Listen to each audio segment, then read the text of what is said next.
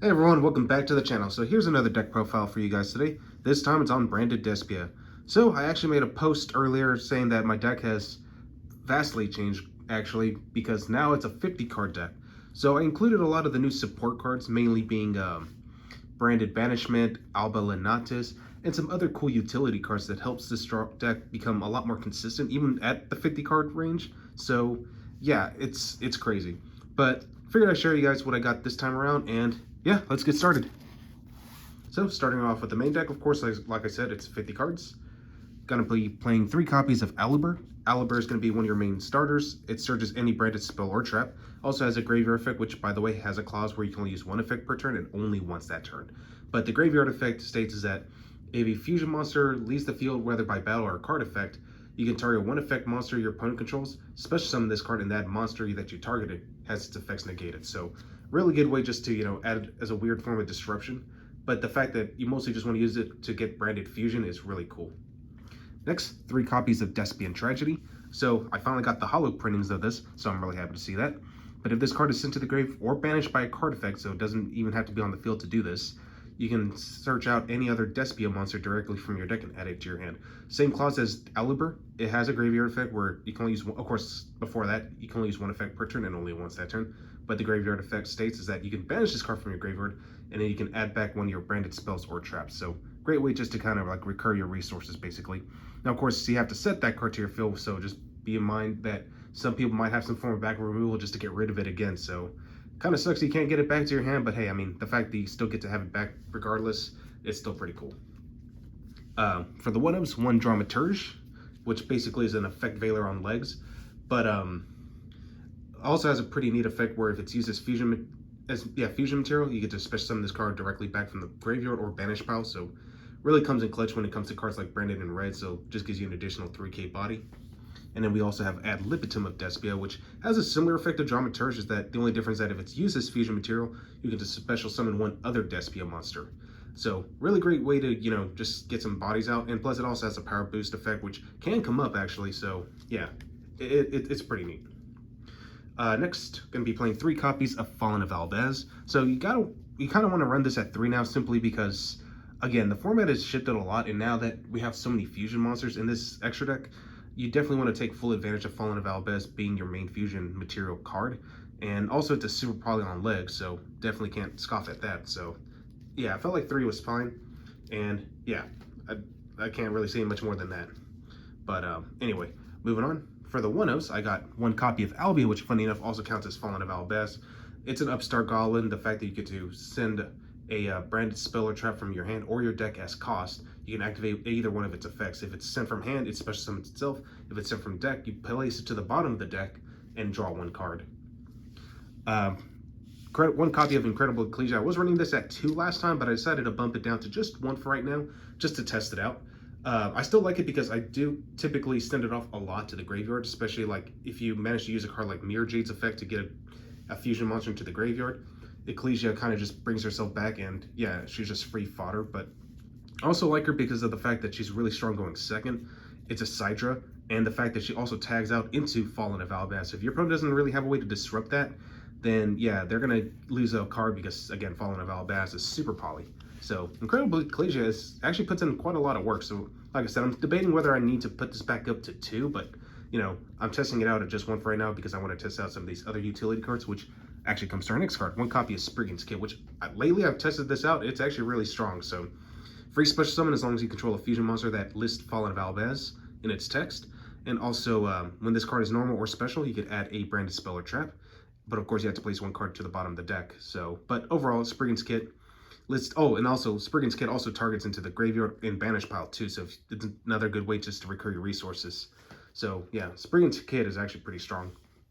1 Tri-Brigade Mercourier, another good form of disruption, and also has a graveyard effect where if it's banished, you can add from your deck 1 Fallen of Albaz or 1 monster that mentions it. So if you happen to have this early and use it as fusion material, you can just search, and you manage to find a way to banish it. You can actually bring out Spriggan's Kit and just kind of like press on, or if you want to, you can go into Critical Ecclesia if you want, because again, she's a Sidra, so Mercourier actually gives you a lot of value. Next up, 2 copies of Edge of Chain. I am still running the Fight for package, so the fact that, it cycles out Fight for Patchwork for you Yeah, Edgem Chain is definitely the best pick. And 1 copy of Fairy Tale Snow. So I've been seeing a lot of deck lists that are running this, and I can see why. It's a light monster, and this deck loads up its graveyard so fast that, yeah, Fairy Tale Snow is actually pretty strong. And the fact that, actually, now that I think about it, you could trigger off Mercurier, because, again, it just needs to be banished. It doesn't specify by a card effect, unlike Despia and Tragedy. So, yeah, there's some synergy there. But yeah, that's pretty much all I got to say about Fairy Tale Snow. It's Book of Moon. You know, it was banned for a while for a reason, but now that it's just that one, I think that's fine. For my hand traps, still sticking to 3 copies of Ash Blossom now. So I had to change up my hand trap lineup, because before I was only playing this at 2. But again, for the fact that the format has shifted quite a bit, I had to kind of like adapt my hand trap choices. So now I'm playing 3 copies of DD Crow, like I did in my last couple lists, because DD Crow, as I mentioned, it's super flexible, this format, especially against the mirror match. Yeah, DD Crow is going to be one of the best hand traps, in my opinion. I am running 2 copies of Effect Veiler. Yeah, you might be wondering why not running permanents. Just like Effect Veiler, because, you know, it's a light monster, and it's recyclable thanks to cards like Libellion, so I figured why not. Alright, so that pretty much rounds out our monsters. I believe that's 26 monsters total. Now moving on to spells. 3 copies of Branded Fusion. I mean, we all know this is a must. 3 Branded Opening, which it's E-Telly and or a Rhoda in 1 card. So yeah, definitely something to look into. And the fact that you get to drop it on your draw phase lets you avoid cards like Joan Lockbird. 2 Branded in red. I finally decided to add in Branded Loss just because, you know, I definitely want that additional protection. And yeah, I have plenty of ways to get access to this card a little faster, so that's why I'm only running this at 1. 1 Despia Theater of the Branded, which is also a polymerization, so in the form of a field spell, and it's a monster reborn, so definitely something to consider. 3 Fight for Patchwork, gets you access to your Edgem Chain and your polymerization, which actually comes to our next card, 2 copies of polymerization. And of course, gotta make room for 2 copies of Super Poly. 3 copies of Triple T. As I mentioned, this card has actually won me so many games, so yeah, Triple T is just such a great powerhouse card. The fact that it's a pot of greed, Forceful Sentry, and Change of Heart that doesn't even target, yeah, it's nuts. 1 Called by the Grave, 1 Gold Sark, 1 Foolish, and last but not least, the only trap card in my deck, 1 copy of Branded Banishment, which is a monster reborn in Super Poly in the form of a trap card. Yeah, it's nuts. And the fact is, discarding is not a cost. You don't even have to discard anything, actually, now that I think about it. So yeah, Branded Banishment is such an amazing card. I'm so happy they printed this out. Because as soon as I saw this, I was like, man, this card is crazy. Like, a searchable Super Poly? Yeah, I definitely want to have that in my deck. But anyway, let's go ahead and move on. For the extra deck, as I mentioned, things kind of changed a little bit.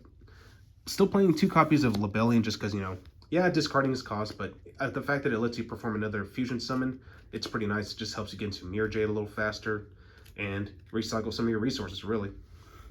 2 Albion, similar to Libellion, but only you don't have to discard a card for cost. You just banish fusion materials. So you can just banish itself if you want and just go into Mirror Jade that way. Next, 1 copy of Sprint the Iron Dash Dragon. So my reasoning for this is simply because I suspect that people are going to be playing Contact C a lot too, just to deal with this deck. So figured, you know what, just have that 1 random tech that helps you play around it.